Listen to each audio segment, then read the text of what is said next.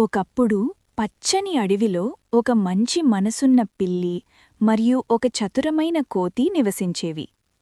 వీరిద్దరూ మంచి స్నేహితులు. రోజూ కలిసి ఆడుకుంటూ సంతోషంగా ఉండేవారు.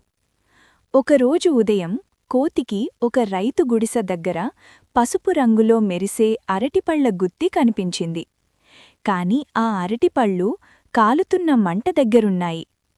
కోతి పిల్లితో, "నువ్వు ధైర్యవంతురాలివి, అరటిపళ్ళు తీసుకురా" అని చెప్పాడు. స్నేహితుడిని నమ్మిన పిల్లి సరే అంటూ మంటవైపు నడిచింది. పిల్లి తన పంజాలతో అరటిపళ్లను దగ్గరకు లాగేందుకు ప్రయత్నించింది. "అయ్యో అయ్యో" అని నొప్పితో అరిచింది పిల్లి. ఆమె పంజాలు కాలిపోయాయి. చివరిసారి ప్రయత్నించి పిల్లి అరటిపళ్లను మంటనుంచి బయటకు నెట్టింది. అదే అవకాశం చూసి కోతి వెంటనే ముందుకు దూకి అరటిపళ్ల గుత్తిని తీసుకుని చెట్టుమీదికెక్కి పారిపోయాడు. పిల్లికి అప్పుడు అర్థమైంది తాను మోసపోయిందని.